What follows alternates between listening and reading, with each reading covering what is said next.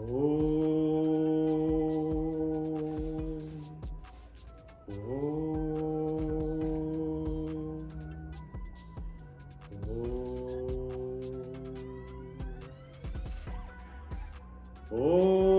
सन्नो मित्रः सन्न वरुणः सन्नो भवत्वर्यमा सन्न इन्द्रो बृहस्पतिः सन्नो विष्णुरुक्रमः नमो ब्रह्मणे नमस्ते वायो त्वमेव प्रत्यक्षं ब्रह्मासि त्वमेव प्रत्यक्षं ब्रह्म वदिष्यामि ऋतं वदिष्यामि सत्यं वदिष्यामि तन्मामवतु तद्वक्तारमवतु अवतु मामवतु वक्तारम्।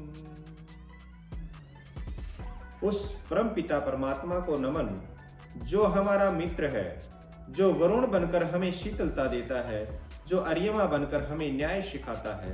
हे ईश्वर, आज जब हम टूटते हुए परिवारों की बात कर रहे हैं तो हमारी बुद्धि को वह प्रकाश देना कि हम सत्य को देख सकें। मैं नमन करता हूं उन ऋषियों को जिन्होंने हमें वसुधैव कुटुंबकम का पाठ पढ़ाया। मैं नमन करता हूं महर्षि देव दयानंद सरस्वती को जिन्होंने पाखंड के अंधेरे में सत्यार्थ प्रकाश की मशाल जलाई। मैं नमन करता हूं आप सब के भीतर बैठे उस अंश को जो आज हमारे बिखरते हुए घर को बचाने की तड़प लेकर यहां आया है।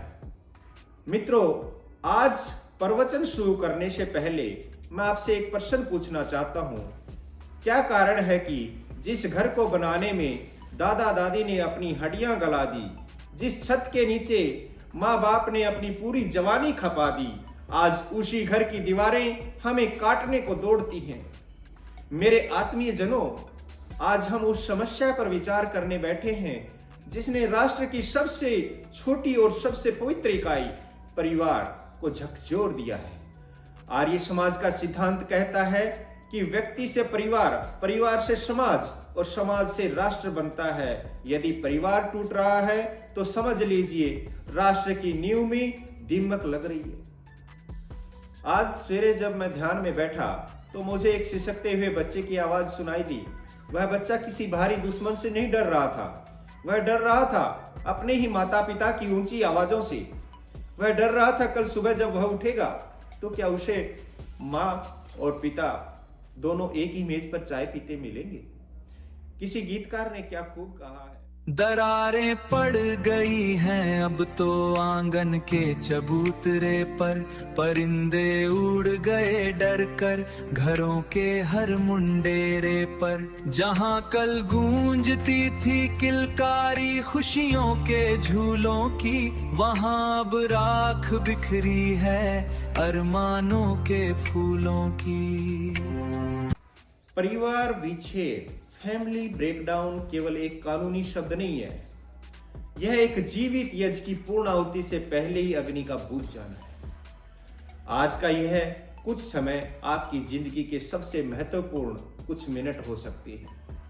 यदि आपके मन में अपने घर को बचाने की 1% भी इच्छा शेष है तो अपनी आंखें बंद करिए और मेरे साथ इस वैदिक यात्रा पर चलिए। आइए एक संकल्प के साथ आगे बढ़ें। समानो मंत्रः समितिः समानि समानं मनः सह चित्त में शाम। हमारे विचार एक हो, हमारी सभा एक हो, हमारा मन और चेतना एक हो। चलिए अविद्या के उस पर्दे को हटाते हैं जिसने हमारे अपनों को ही हमारा शत्रु बना दिया। वेद कहते हैं संगच्छध्वम संवदध्वम संवो मनाशी जानताम। साथ चलो, साथ बोलो और तुम्हारे मन एक हों। परिवार केवल साथ रहने वाले लोगों का समूह नहीं है। हमारा यह छोटा सा संसार, हमारा घर एक यज्ञशाला है। आर्य सिद्धांतों के अनुसार गृहस्थ आश्रम एक यज्ञ है। जैसे यज्ञ में आहुति देकर हम वातावरण को शुद्ध करते हैं, वैसे ही गृहस्थ में अपने अहंकार की आहुति देकर हम कुल को पवित्र करते हैं। परिवार केवल रक्त संबंधों का समूह नहीं है, यह एक तपोभूमि है जहां हम परोपकार और सहनशीलता सीखते हैं। आर्य सिद्धांतों के अनुसार तर्क समझिए, जब हम यज्ञ करते हैं तो अलग अलग सामग्रियां अग्नि में डाली जाती हैं। घी अलग है, समीधा अलग है, जड़ी बूटियां अलग हैं, लेकिन जब वे अग्नि के संपर्क में आती हैं तो वे अपनी व्यक्तिगत पहचान खोकर एक सुगंधित वायु बन जाती हैं जो पूरे संसार का भला करती है। परिवार भी ऐसा ही है। पति की प्रकृति अलग है, पत्नी के संस्कार अलग हैं, लेकिन जब वे विवाह की वेदी पर सप्तपदी 7 कदम चलते हैं तो वे 2 व्यक्ति नहीं रह जाते, वे एक इकाई बन जाते हैं। यदि आज आपके घर में कलह है तो समझ लीजिए कि आपने उस यज्ञ में घी की बजाय अहंकार का विष डाल दिया है। महर्षि देवदयानंद सरस्वती ने सत्यार्थ प्रकाश में गृहस्थ आश्रम को सर्वोत्कृष्ट कहा है। क्यों? क्योंकि ब्रह्मचारी, वानप्रस्थी, सन्यासी तीनों का पालन पोषण गृहस्थी करता है।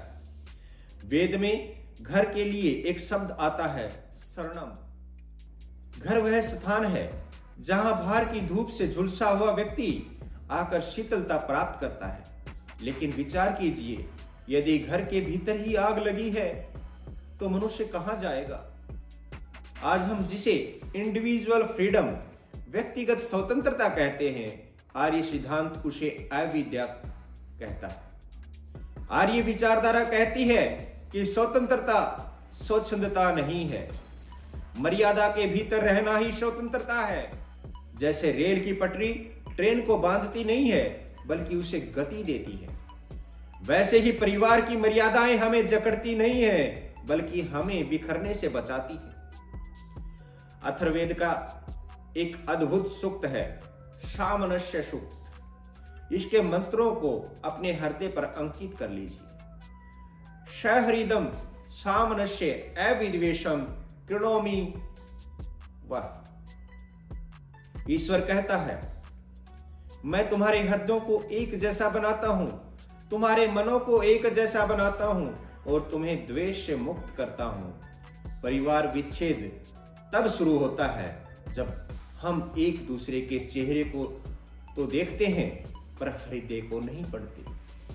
हम एक छत के नीचे रहते हैं पर हमारे मन मीलों दूर होते हैं। वैदिक परिवार वह है जहां पिता का गौरव, माता की ममता, पति का संरक्षण और पत्नी की सहधर्मिता मिलकर एक सुरक्षा कवच बनाती है।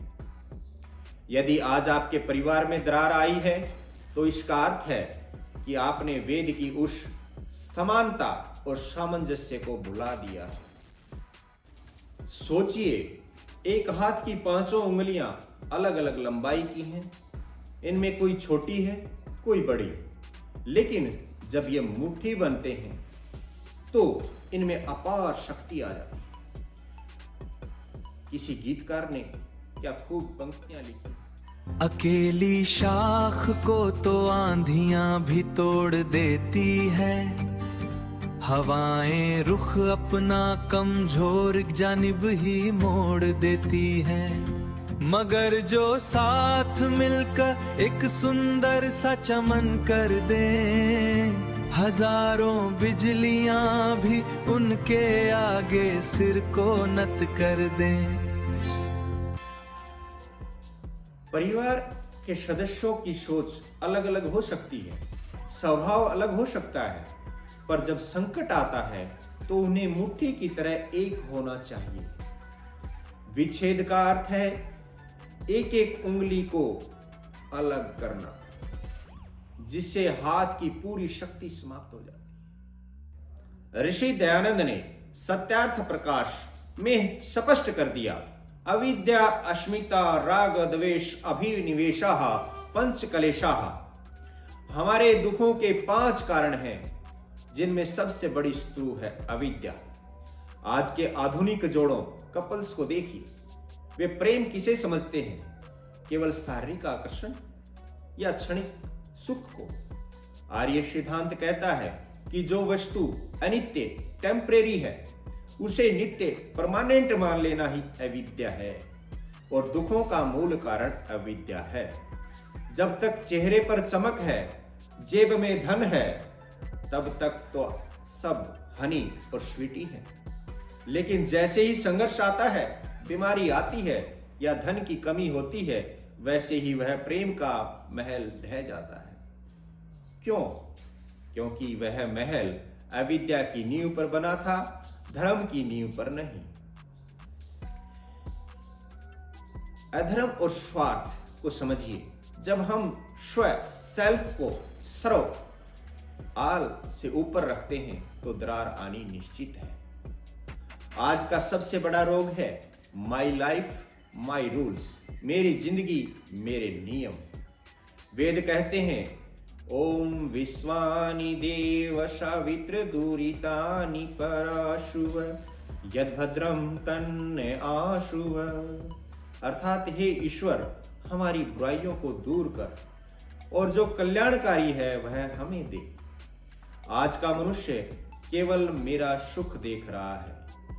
पति कहता है मैं ऑफिस से थक कर आया हूं, मुझे शांति चाहिए। पत्नी कहती है मैं भी दिन भर काम करती हूं, मुझे अपनी आजादी चाहिए। दोनों मैं के घेरे में कैद हैं। आर्य सिद्धांत कहता है कि गृहस्थ में प्रवेश करते ही मैं मर जाना चाहिए और हम का जन्म होना चाहिए। जहां स्वार्थ सेल्फिशनेस प्रवेश करता है वहां धर्म का द्वार बंद हो जाता है और जहां अधर्म है वहां विच्छेद निश्चित है। अथर्ववेद में स्पष्ट निर्देश है मां भ्राता भ्रात्रम द्विक्षणमा शौसारमुत शौसा। भाई भाई से द्वेष न करे, बहन बहन से न डरे। लेकिन आज घर की कलह का सबसे बड़ा कारण वाणी का असंयम है। किसी गीतकार ने क्या खूब कहा है, आइए सुनिए। जुबां की चोट से जो घाव गहरे हो ही जाते हैं, बने बनाए घर पल भर में खंडहर हो ही जाते हैं। जहां पर मैं खड़ा है वहां प्रभु का वास हो कैसे। जो दिल ही साफ न हो तो मिलन की आस हो कैसे। हम बाहर वालों से बहुत तमीज से बात करते हैं, लेकिन अपने जीवन साथी को तुच्छ समझते हैं। महर्षि दयानंद कहते थे कि कटु वचन अग्नि के समान हैं जो पूरे कुल को जला देते हैं। आज की पीढ़ी में धैर्य पेशेंस समाप्त हो गया है। हम इंस्टेंट कॉफी के जमाने में रहते हैं। हमें इंस्टेंट डिवोर्स चाहिए। हम भूल गए कि रिश्तों का कोई गैजेट नहीं है जिसे खराब होने पर फेंक दिया जाए। रिश्ता एक पौधा है जिसे खाद और पानी देकर सींचा जाता है। हमने बच्चों को डिग्री तो दी पर दीक्षा नहीं दी। हमने उन्हें कमाना सिखाया पर निभाना नहीं सिखाया। आज एक और अधर्म हमारे घरों में घुस गया है, वह है दिखावे की संस्कृति। आप अपने जीवन साथी की तुलना इंस्टाग्राम के उन चेहरों से कर रहे हैं जो फिल्टर लगाकर मुस्कुरा रहे हैं। आप दूसरों के पर्दे के सामने वाले जीवन को देखकर अपने पर्दे के पीछे वाले असली जीवन को कोस रहे हैं। यह अविद्या है। दूसरों के सुख को देखकर अपने घर की शांति भंग करना सबसे बड़ा पाप है। याद रखिए, दूसरों के घर का धुआं नहीं दिखता, पर आग हर जगह होती। अपने घर की अग्नि को हवन बनाइए, दावा नहीं। आज पश्चिम का अंधानुकरण इतना बढ़ गया है और स्वतंत्रता स्वच्छंदता में अंतर समझ नहीं आता। आज लोग कर्तव्यों से भाग रहे हैं और केवल अधिकारों की रट लगा रहे हैं। पति पत्नी एक दूसरे के पूरक होने की बजाय प्रतिस्पर्धी कंपटीटर बन गए। तो याद रखिए, विच्छेद कानून की अदालतों में बाद में होता है, यह पहले आपके मस्तिष्क में होता है। जब आप अविद्या को गले लगाते हैं, यदि आप धर्म के मार्ग पर चलेंगे तो कठिन से कठिन परिस्थिति में भी आप टूटने के बजाय निखरेंगे। ऋषि दयानंद ने गृहस्थ को सभी आश्रमों का आधार माना है। यदि आधार ही हिल जाए तो संन्यास और वानप्रस्थ और ब्रह्मचर्य कैसे टिकेंगे? विच्छेद का मुख्य कारण है क्रोध और वाणी का असंयम। मेरे आर्य मित्रों, मेरे श्रेष्ठ पुरुषों, आज दुनिया विवाह को एक कॉन्ट्रैक्ट मानती है। जब तक लाभ है तब तक साथ है। लेकिन महर्षि दयानंद ने सत्यार्थ प्रकाश के चतुर्थ समोल्लास में इस धारणा को जड़ से उखाड़ दिया। सत्यार्थ प्रकाश के चौथे समोल्लास में वैवाहिक जीवन के जो नियम दिए गए हैं वे आज के डाइवोर्स कल्चर का सबसे बड़ी काट है। वहां लिखा है कि स्त्री और पुरुष को एक दूसरे का सम्मान वैसे ही करना चाहिए जैसे ईश्वर की आज्ञा का पालन करते हैं। क्या हम एक दूसरे से में उस ईश्वर का अंश देख पा रहे हैं, या हम केवल कमियों को ढूंढने वाले आलोचक बन गए? ऋषि कहते हैं कि विवाह अविद्या को मिटाने और परमार्थ को पाने का मार्ग है। उन्होंने लिखा है कि पति और पत्नी को एक दूसरे के प्रति कैसा व्यवहार करना चाहिए। जैसे चक्रवाक और चक्रवाकी, चकवा और चकवी का जोड़ा होता है जो एक पल के लिए भी एक दूसरे का साथ नहीं छोड़ते। क्या आज हमारे घरों में वह निष्ठा है? ऋषि दयानंद ने स्पष्ट कहा कि जहां स्त्री का सम्मान नहीं, जहां पुरुष का पुरुषार्थ नहीं, वह घर मशान, शमशान के समान है। यदि विच्छेद की नौबत आई है तो प्रश्न कीजिए, क्या आपने अपने जीवन साथी को भोग की वस्तु समझा या मोक्ष का सहभागी? आज का आधुनिक मानव केवल पूछता है, मेरा अधिकार क्या है, मुझे क्या मिला? ऋषि दयानंद ने हमें सिखाया कि गृहस्थ का अर्थ है त्याग। वेदों का संदेश है, तेन तक तेन भुंजी था, त्याग के साथ भोग करो। जब पति यह सोचे कि मैं अपनी पत्नी के सुख के लिए क्या त्याग कर सकता हूं, और पत्नी यह सोचे कि मैं इस परिवार की मर्यादा के लिए क्या अर्पण कर सकती हूं, तो यहां विच्छेद का बीज अंकुरित ही नहीं हो सकता। दरार तब आती है जब दोनों लेने वाले बन जाते हैं। वैदिक सिद्धांत कहता है, दोनों दाता गिवर बनो। जब दोनों देने वाले होंगे तो किसी को कमी महसूस नहीं होगी। ऋषि दयानंद ने संस्कारों पर बहुत जोर दिया। उन्होंने कहा, क्रोध मनुष्य का सबसे बड़ा शत्रु है। आज विच्छेद क्यों हो रहे हैं? आज डाइवोर्स क्यों हो रहे हैं? क्योंकि हम एक दूसरे की छोटी छोटी गलतियों को पर्वत बना देते हैं। वेद में प्रार्थना है, यन्मे छिद्रम चक्षुषो हृदस्य मनुष्यो वाते तृणम बृहस्पतिर में तदददातु।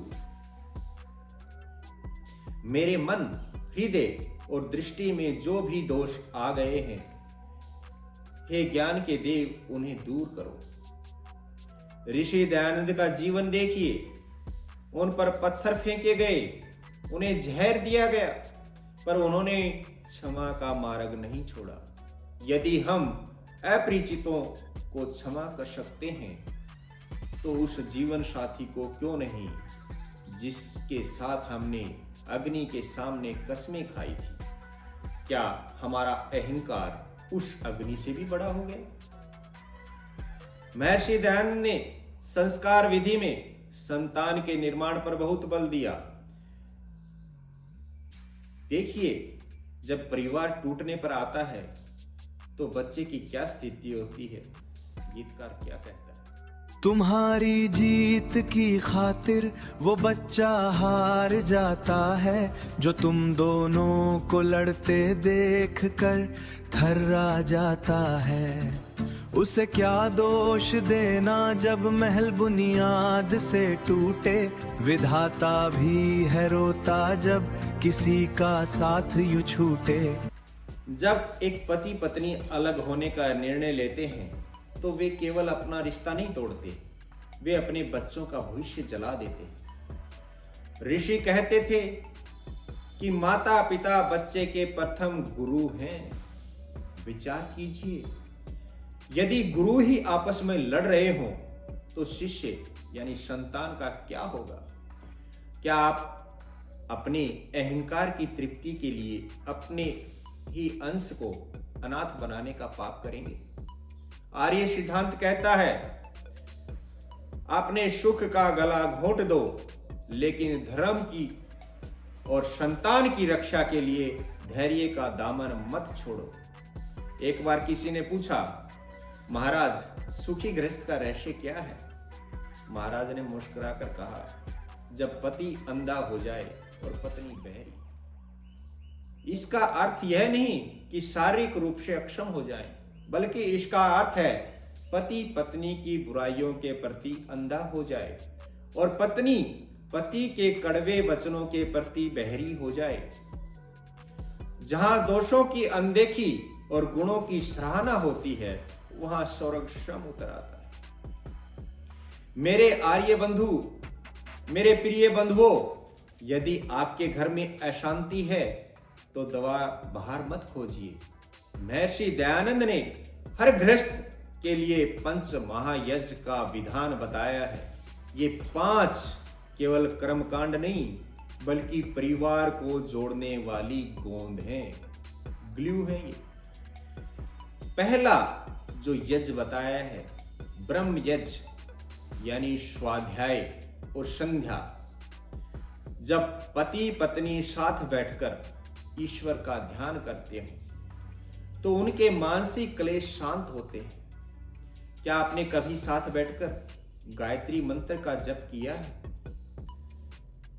दूसरा, देव यज्ञ, अग्निहोत्र, हवन। यह सबसे वैज्ञानिक समाधान है। जब घर में वेद मंत्रों के साथ आहुति दी जाती है तो वायुमंडल के साथ साथ विचारों का प्रदूषण भी मिटता है। अग्नि की लपटें सिखाती हैं कि ऊपर की ओर कैसे उठना है। यज्ञ की अग्नि ईर्ष्या और द्वेष को जला देती है। साथ बैठकर किया गया हवन मनों को जोड़ देता है। और तीसरा यज्ञ जो बताया है, पितृयज्ञ यानी माता पिता की सेवा। आज विच्छेद का, डाइवोर्स का एक सबसे बड़ा कारण यह है कि हम बड़ों का आशीर्वाद भूल गए हैं। जिस घर में बुजुर्गों, बड़ों के आंसू गिरते हैं, वहां सुख कभी नहीं टिकता। और चौथा यज्ञ बताया है, बलि वैश्य देव यज्ञ यानी प्राणी मात्र के प्रति दया। जब आप अपने भोजन का अंश दूसरों को देते हैं तो भीतर का स्वार्थ मरता है। और 5वां यज्ञ है अतिथि यज्ञ यानी निस्वार्थ सेवा। मेरा दावा है, जिस घर में प्रतिदिन ये 5 यज्ञ होते हों, वहां तलाक का शब्द कभी भी प्रवेश नहीं कर सकता। विचार कीजिए, जब पति और पत्नी एक ही समीधा लकड़ी को हाथ लगाकर हवन की पवित्र अग्नि में अर्पित करते हैं, तो वह क्रिया उनके अवचेतन मन को संदेश देती है कि हम अलग नहीं हैं, हमारा लक्ष्य एक है।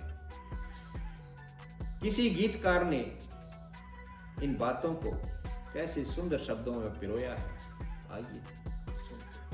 चलो फिर वेद मंत्रों से घर को पवित्र कर लें, कड़वाहट को अग्नि में समर्पित आज ही कर लें। जहाँ पर गूंजता है ओम, वहाँ क्लेश टिकता नहीं।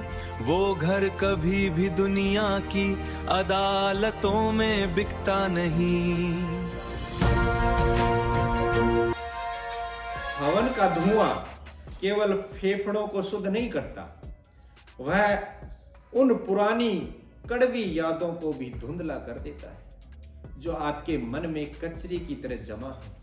यदि मन मुटाव चरम पर हो तो आज ही घर में छोटा सा हवन करें और सारी कड़वाहट उस अग्नि को समर्पित कर दें। आर्य समाज का सिद्धांत भाग्य पर नहीं, पुरुषार्थ पर विश्वास करता है। विच्छेद, डाइवोर्स लेना कायरता का पुरुषार्थ है और बिखरते परिवार को बचा लेना वीर का पुरुषार्थ है। क्या आप में अपने रिश्ते को बचाने का साहस है? क्या आप में अपनी गलती को मानने का धैर्य है? विच्छेद का मार्ग चुनना सरल है, लेकिन एक योद्धा की तरह अपने घर की समस्याओं से लड़ना और उन्हें सुलझाना ही असली वैदिक मार्ग है। आज से एक नियम बनाइए, दिन भर में कम से कम 15 मिनट किसी अच्छी पुस्तक का स्वाध्याय, किसी वेद मंत्र का सस्वर पाठ साथ मिलकर करेंगे। दूसरा नियम, जब एक पक्ष क्रोध में हो तो दूसरा पक्ष मौन धारण करे। वेद कहते हैं, वाचम वदतु शांतिवान, ऐसी वाणी बोलो जो शांति लाए। यदि आप आज अपनी जीभ पर विजय पा लेते हैं तो कल आप अपने पूरे परिवार का हृदय जीत लेंगे। मेरे आत्मीय जनों, समय हाथ से निकला नहीं है। समय बिल्कुल भी हाथ से नहीं निकला है। वह बच्चा जो कोने में बैठकर आज रो रहा है, उसे खिलौनों की नहीं, अपने माता पिता के एक होने की जरूरत है। वह वृद्ध पिता जो अपनी लाठी के सहारे खड़ा है, उसे तीर्थ यात्रा की नहीं, अपने घर में शांति की जरूरत है। अहंकार की वेदी पर अपने कुल की बलि मत चढ़ाइए। घर जाइए, अपने साथी के पास बैठिए और बिना किसी तर्क के बस इतना कहिए, चलो एक नई शुरुआत करते हैं। धर्म की ओर लौटते हैं, वेदों की ओर लौटते हैं, संस्कारों की ओर लौटते हैं। अभी भी वक्त है, पीछे मुड़ो और हाथ थाम लो।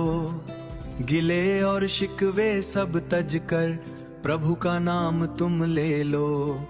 न विच्छेद समाधान है, न भागना ही वीरता है। जो बिगड़ी बात बना ले वही तो श्रेष्ठता है। सच्चिदानंद का है ये संदेश, घर घर में सुना देना। वैदिक प्यार की गंगा हर आंगन में बहा देना।